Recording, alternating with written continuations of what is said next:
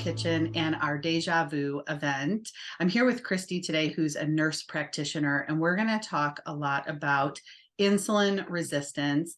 And it's far more than just losing weight. So we're going to dive in and help you to understand what is insulin resistance. Thank you so much for joining me today, Cristy. Thanks for having me. I'm really excited to talk about this topic. I feel like this topic is something that's hidden and then it doesn't come out until people really dig for it. I get people coming to me saying, I do all the right things. I'm in the gym 5-7 days a week, 1 to 2 hours at a time, and I eat healthy. And I don't know why I'm not losing the weight. That's exactly why we're doing this event. Because I think so many of us are confused. We've done the diet cycles. That's why Deja Vu, here we are again, setting the same New Year's resolution I seem to set every year to lose that 10 or 20 pounds, or in some cases, we have people who need to lose 50, 70, 100 pounds. Obesity has really become an epidemic.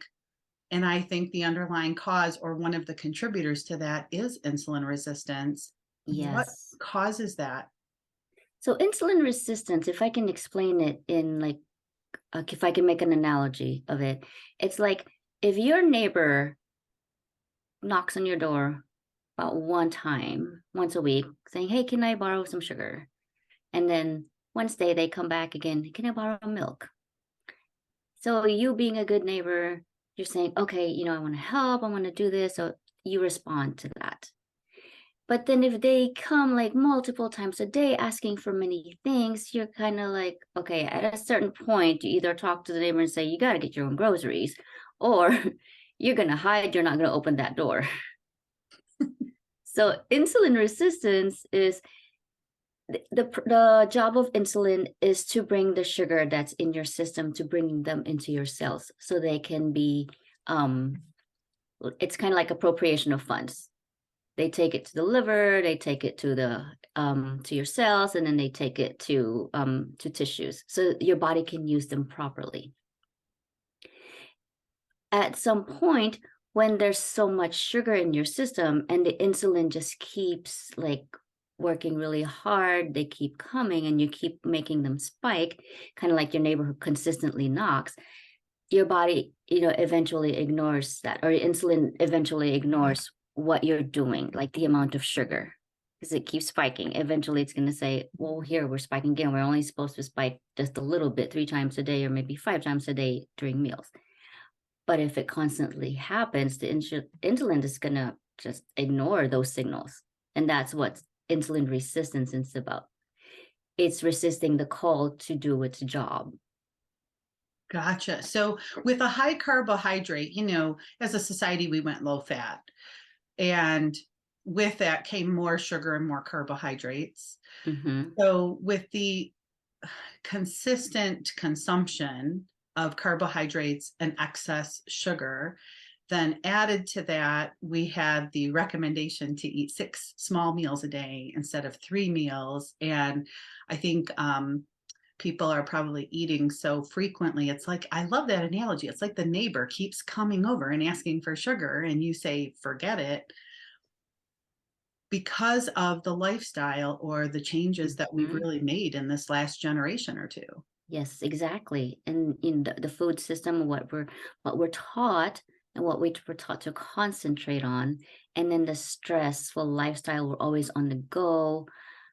A lot of people are go-getters, which is not a bad thing, but you sacrifice your self-care, and that self-care becomes self-soothing to where you're reaching for comfort food, to where when it's finally quiet in the house, instead of you going to sleep, you're staying up because this is my time for myself. I just want some quiet. But while you're doing that, you're pushing your cortisol levels really high. And when the cortisol levels get really high, that's our body's signal to produce more sugar. Because in times of stress, back in when we were gatherer hunters, when we see tigers, the cortisol spikes and the sugar spikes to give you energy to save yourself, to survive. So your body, when it recognizes stress, it doesn't care if it's a tiger or a bear or something. or just you just being constantly stressed from work or being around people that stresses you out. It doesn't recognize that. To your body, stress is stress. It's going to raise your blood sugar it's going to raise the cortisol for survival mode. It's going to raise your blood sugar to give you more energy so you can run faster. And it shunts all essential functions to just saving yourself and keeping yourself alive. Your blood pressure is going to go up, your heart rate is going to go up, because that's what you need to run fast. That's what you need to be in that mode of like, it's fight or flight, and it's one or the other. It's not gonna want to reproduce while you're wanting to save yourself, because between trying to reproduce and between staying alive, the body's going to choose for you to stay alive. So I'm sure most people don't correlate their stressful life as a busy working mom with a deadline at work or a science project due with the kids, or they're having a dinner party this weekend. I don't think that we correlate that with being chased by a tiger, but it's producing the same response in our body. Yeah. And then comes with a self-soothing, you're reaching for your comfort foods. It could be like what we had talked about, depending on your heritage. Like, yes. I reach for rice, you reach for pasta. Some people reach for chocolate. Some people reach for, whatever. And then they at a certain point, they convince themselves that this is just how I am genetically. This is how I'm built. I need this. And my body craves it. So then at some point, a person, starts feeling crappy. They don't have energy, or they start gaining weight. So they try to make some changes. So, well, I gotta do something about it. So then it becomes willpower.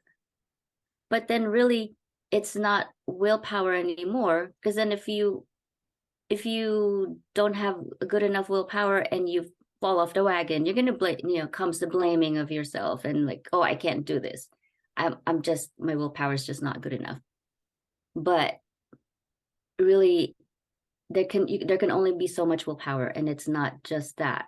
It's the whatever's happening in your physiology and inside your cells.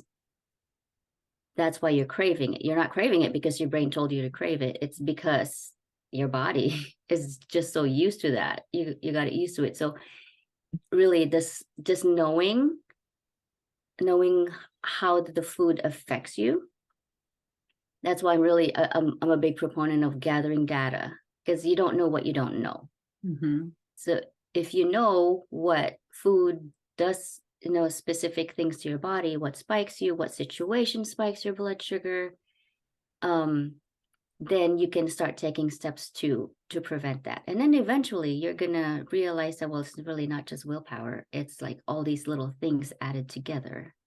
Yes. That's pushing your body to want those things. Yes. I used to tell people when they would come to my wellness spa, after I finally had my breakthrough, I used to say, it's not your fault. There are so many factors here. And what we have to do is find the foods that you're sensitive to. We have to remove the addictive foods, those foods that you can't seem to control yourself around, those comfort foods. So we need to replace those. And then it was dealing with that insulin resistance. I had insulin resistance, leptin resistance, you name it. And it's a vicious cycle. So I know that you work with people as well. And it's really important for them to know that you have a system, that you have a process. Yeah. And so I have to pull it up so I don't lose it. So my process, actually, I have a course it's a 6-week course. So every week they learn something new. I always start with mindset. So mindset is, let's not blame yourself for being this way, and let's get you to a place where you're comfortable. And then gathering the data. I'm a strong proponent of I don't know if I can. I have this, and I'm not diabetic, but I have a CGM, so continuous glucose monitor, because I found out I'm insulin resistant, and it came from me going to my provider saying I'm doing all the right things, I'm working out like crazy, but nothing's happening.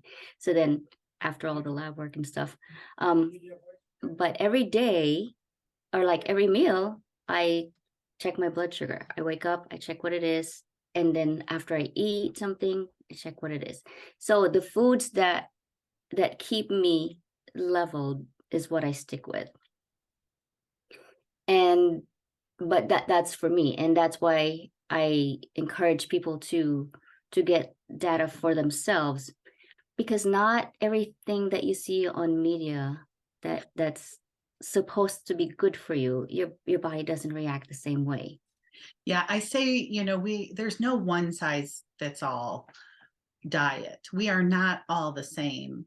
And it's so funny. I'll go lecture and I will have professionals. I lecture at hospitals and to nurses, social workers, and I will say, I take people through an elimination protocol because there's no one size fits all answer, right? No silver bullet. And invariably, I get a question at the end of my lecture. So, what is the best sweetener? What is the best? What is the best diet? Is it vegan or carnivore? And I say, there's no one size fits all. Mm-hmm. Everybody's body is different. That's why you have to go through a program. That's why you need to Yes. monitor. That's why you need to get blood Mm-hmm. work because your body is Yes. different than mine. Mm-hmm. Yeah. Mhm. So yeah, so the first thing I start working with them with is really just the mindset, knowing like you didn't get there overnight. And are you ready? Really, are you invested to make the changes? And why do you want to make the changes? So I work with them on that. And then so detoxifying is another thing. Just everyday products, and I had issues with infertility, and I got into it's a lot of research and a lot of changes. And one of the things that I made changes with are just being more aware of the toxins in the personal care products that I have, Mhm. down to how I store my food. Yep. And you may not notice the difference right away, but it's important to hit like these things in a holistic manner to where you can't just blame one thing for it. It's a little bit of everything that got you to this. Yes. And the toxins in our food, the toxins in our environment, the toxins in like every day that what we make our put on our skin, that's absorbed by our skin, it's processed in our system. Hmm. And there's a term actually called obesogens or xenoestrogen, and it's triggered by the toxins that you put in your system that affects your cells and actually make you like hold on to the weight. Yes.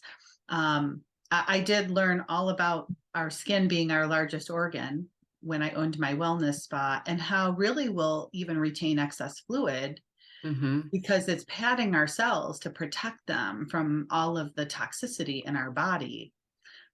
Mineral body wraps were great for that, but that you're speaking my language because this is where I started, and everybody needs to hear this. There are underlying factors. So before you pick a new diet and you set a new goal, understand that you are different than your mother, your sister, and your next door neighbor. So regardless of what has worked for them, there are things that may be going on with you. And that's exactly what Cristy's talking about. She's talking about insulin resistance. Your insulin levels may require you to eat a different diet than those around you. So Mm-hmm. we all tolerate. I cannot tolerate many carbs. My husband can. So we're all different like that. I love that you wear a CGM. But no matter Mm-hmm. what your diet, your food plan looks like, we all have to detoxify. Mm-hmm. Yep. So yeah, so mindset detoxification. And then after you get rid of all the toxins or like every day, just slowly eliminating them from your body. And then we look at absorption. How's your gut health? Is your gut working enough to absorb like everything that all the clean stuff that you're putting in your body? Because another thing that people, do that, of course, they do the research. Oh, supplement, this supplement, they said it's good for me. This supplement is good. But so you end up spending all your money on supplements, but you don't know if your body is absorbing it. Yep. So we go through, so we go through the gut absorption, and then we look at really the diet. After we have all this information, after we've cleansed the system, we've gotten your gut ready to absorb, then we decide what kind of diet or what foods will be good for you to give you the energy and to help you lose the weight. Yes. Because what works for Susie may not work for Debbie. Yes, exactly. This is all the exact journey that I went on when the doctor said, well, you're not absorbing any of the nutrients. That I was so nutrient deficient. I was overeating, I was overfed and undernourished. I was eating the wrong foods, but there was so much that needed to be repaired. So this is such a great process to take people through. And of course, they set the New Year's resolution and they're not really sure how they're going to attain it. And that's why I wanted to bring together you and the other experts on this panel in this series, because it's helpful to know that you have the system, you have the process, you have a practice, you help patients already. So they can just plug into your system and just follow it. So this is fantastic. Now, you and I were talking a little bit about insulin resistance and how it contributes to other health issues, not just weight. And we were talking a lot about infertility because that's a specialty for you. And I really do want to talk about that briefly today, because we all know somebody who's struggling with infertility, and I'm very concerned at the growing number of people suffering from infertility. But you can really help them as you helped yourself with diet and lifestyle changes. Yeah, so infertility in itself, it's like the whole beast, because then you concentrate on the whole reproductive system, the woman's cycle. But how it relates to insulin resistance is if your insulin, or if your blood sugar is high, you have the insulin resistance, and it kind of triggers this whole cascade of hormones not working properly. So it's either, and there's a condition called PCOS where the ovaries produce just small cysts. Then they don't rupture into a follicle. Maybe they do, maybe they just remain little cysts. Those cysts release testosterone. And I don't remember like the exact mechanism of it, but the testosterone,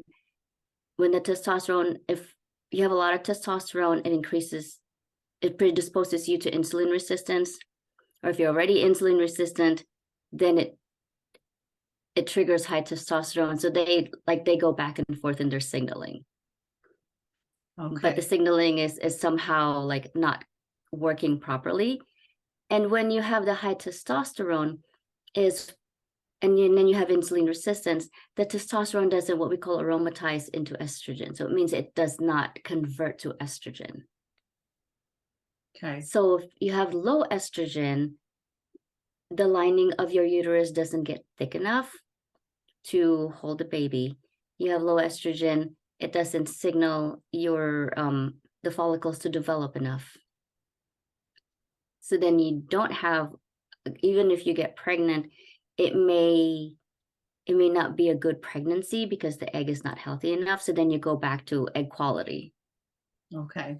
So egg quality goes back to, okay, is your body really healthy enough to make sure that all the signals are working properly, starting from your pituitary, telling those cascade of hormones, and like that nothing is blocking them. Wow. I mean, our bodies are just remarkable. And it just seems that we've created a lot of interference. Yes, exactly. That's what it is. I like that term. It's interference, basically. It really just takes one hormone. It could be your thyroid, just to like not work properly, and then it's like a domino effect. Things just don't work properly anymore. And I think what most people do is, they're throwing mud at the wall to see what sticks, and they're trying this and that, and it would be helpful to find an expert who can walk them through a process so that they're not guessing. Otherwise, Mhm. we're guessing it could be this hormone, or we might need this supplement, or I might need to be on this type of diet. But you Mhm. can run all of the lab work and the blood work as well to Mhm. actually see where their hormones are as a nurse practitioner. Yeah, I do that in people in my clinic, and actually when I do a whole lot of panels, the hormone panel, and then I check, of course, their A1C, make sure they're not diabetic, and then I check the insulin. And what I'm finding is once we get them on the right track to lower the insulin, they actually start losing weight. They lose weight, they start ovulating, and then they start having normal cycles. Wow. Wow. That's amazing. I mean, Yeah. I knew we had a type 2 diabetes epidemic, and I also have been hearing more and more about the infertility epidemic. You Hmm. and I were talking briefly about the book Countdown, which I haven't read yet, but I heard Zen Honeycutt from Moms Across America talking about it. And she is, out there sounding the alarm about the number of chemicals that we're using, Hmm. because we know that there's interference, we know there's toxicity. Yes. But you're seeing this direct correlation that as we bring down the insulin levels, it's having a positive effect on the rest of the hormones, and then they're Hmm. ovulating. That's amazing. Yeah, and then so what I do online as well, because like infertility is really my passion. So I do the Western medicine in the clinic where I work. And then online I do health coaching because then I'm finding that there's a gap in between what people how people are educated and what people are how people are treated by Western medicine. It's either keep trying, wait a little longer, or they're just like, okay, lose weight. But then in between that, how are you going to stay healthy? So you've done all that, you've done all the stuff that they've been telling you, but you're still not getting pregnant. There's something missing in between. There's a gap there. So it's either you have unresolved trauma, um, some some people are just unexplained infertility because everything checks out, but they're still not getting pregnant. So there's that gap there. So it's either the stress that no one's addressing, it's the everyday nutrition that, when I talk to people, are you eating a lot of like sugar? And they said, no, I don't eat a lot of sugar. I eat a lot of I eat a lot of pasta. And then I'm like, well, that's carbs that gets converted into sugar. And then it's like a light bulb, and they're like, I did not know that. So there's this whole gap that just to help people be made aware of that, how to read labels, and like not every it's actually it's better if you store your food on a certain container and you cook it a certain way. So there's that whole piece that's missing that I think health coaches can fill, which is my different hat online as a health coach. Then I take them through that journey to where, okay, what are you eating? I mean, we're not going to starve you, but we'll meet you where you are, where you're ready, depending on your goals. Yeah. That's how my classes always ended up in the kitchen, because Mm. people would say to me, I don't know what healthy looks like. Am I going to have to starve? And I'm like, no, absolutely not. You don't have to starve at all. You really just have to take away the inflammatory foods. And once you figure out what the inflammatory foods are for you, which is why I started teaching years ago an elimination protocol, because I was starting to tell everyone early in my coaching days everything that worked for me. But that's not true for everybody. Like, I'm lactose intolerant. I still can't do dairy, even after a lot of gut healing activities. But other people can do dairy. And so over time, I realized, wow, well, we're all different. So we really need to find a way to guide them through a process so they can Hmm. find for themselves. And that's a beautiful experience when they have the realization, like, Yes. oh, this food doesn't work for me. And I'm like, then it's up to them if they consume that Hmm. food or not, because they already know now what it does to them. Yes. So it's just removing but no one needs to starve. No, no one needs to starve. And it's a process of like getting you, it's, there's a term called test, don't guess. I'm sure you're familiar with that. So Yeah. functional medicine has a different set of testing. There's Dutch test. My favorite is Dutch test and oat test because it really like tells you how your body's metabolizing certain things. So you're not taking like a multivitamin and calling it a day. I mean, really, is that multivitamin really working for you? Oh, because it's cheap. But I mean, cheap now does not translate to cheap forever and healthy forever. Right. It's you really have to find out the data. That's why I mean I love I love my CGM and I love my Aura ring because it tells me if I'm like sleeping properly. And for me, that whole feedback is like I know, what I've been told, but is that really what my body's doing? Right. And for me, having these feedback saying, yeah, this is what you ate and this is how your blood sugar. So then I'm more like able to like, yeah, I should not do that again. I should switch to something that's better for me. Yeah. With all of the technology available now and programs like yours, we really can shorten the learning curve for people. I mean, I feel like I've been sounding this, beating this drum for 15 years. And I teach kids now because I want to prevent insulin resistance. I want to prevent type 2 diabetes. I want to prevent these issues. And I realized there was a huge gap. No one was teaching the kids. Mhm. So my cooking classes now are geared for kids and families so that we can teach them healthy eating and cooking habits. It's interesting.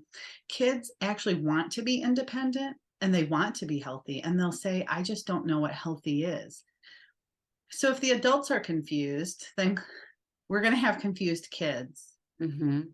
And so I continue to hold events like this to educate and to hear it from different perspectives and offer different resources because it's great when we all come together and they can hear us talk about these things so that it's not so foreign.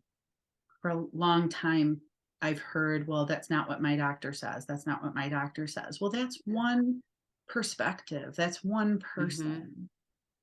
Yes. And so we have a bunch of us this month presenting information on here. So we're going to have a link to your program, Cristy. This has really been great information. As people are setting their New Year's resolutions, what parting thoughts do you have for them? So yeah, I'm glad you asked me that because my parting thought would be don't wait until you're in too deep into like you're really sick, then you don't have the energy and you've been trying to get pregnant for years. Really now is the time. And I wish our system um would promote prevention over fixing when you're really sick. It's going to save you a lot of heartbreak. It's going to save you a lot of money later on. Just like really knowing what your body's capable of and what your body's doing inside. Like infertility wise, start with just tracking your cycles. Know when it comes, know how long it lasts, know if you're like having pain, and know how heavy it is. For every woman should know that. So then it's not like, well, I have a cycle every full moon or something like that, or every third, but it's really just knowing what your body is and then not waiting until you're really sick or until like there's something else to be fixed. Yeah. And I would say for any of our listeners with kids, with teenage girls, teach them this now. Yes. Help them understand that the food and the lifestyle choices they make affect that menstrual cycle Hmm. and their long-term health, which is what I talk to the kids about in cooking class. Yeah, and I don't know. I have had this conversation a lot with some parents and some colleagues as well that I don't know if teenagers are being taught reproductive health in school. Like actually, because I do get some people that I tell them just how the reproductive cycle works, and they seem to like, oh, I didn't know that it works that way. And I didn't know that I'm supposed to have a cycle every month, even sometimes. Yeah, Dr. Cristy, that Nurse Cristy, that might actually be something that you add to your coaching program, because I think Mhm. that there is probably, in my observation, I'm only in Michigan. I have had students from across the country and even in Canada take my online cooking classes, but I've really gotten to know my local families. I believe that kids are very underserved. I am not clear on the education they're getting anymore. There seems to be a lot of memorization and regurgitation. Mhm. There's no critical thinking, there's no problem solving. Um, and things that are critically important, like reproductive health and nutrition, Mhm. I think are absent. There's sex ed. I've heard a lot of debate. I've been shown by parents here in Michigan some of the sex ed education, which is shocking, especially as young as it's being presented, and gender studies and things. But I haven't seen, I don't know what's being shared for reproductive health, but that might be a fantastic program, because the next generation, I believe, is lacking the support that they need for a happy, healthy life. Mhm. Yeah, exactly. Well, yeah, definitely in my infertility program, we talk about tracking your cycles and like knowing what your prime time is, when your fertile time is, and when to time intercourse, definitely. But yeah, I know it's been like in the back of my mind, like how do you teach the younger generation to be more aware? Yeah. Yes. Well, more power to you. If I can help in any way, I have a lot of families in my cooking programs, and could probably even connect you with some parents to provide some input or feedback. Mhm. But I think the more that we can do for the next generation to help them have healthy, happy lives, the odds are stacked against them. Yeah. There's more chemicals in use than ever before. Our toxicity Mhm. levels are higher than ever before. Most of them were fed formula, a lot of C-section babies, poor gut health, pasteurized milk. I mean, the list just goes on and on, that we've stacked the deck against them. Yeah. And like even, the menstrual products that are being used every month for teenagers that they're being told to use. Yes. Yes. So, well, Nurse Cristy, thank you so much for doing this with me. You are a fountain of information, and I look forward to sharing your information with everybody. Well, thank you. Glad to be working with you. Until next time, farewell.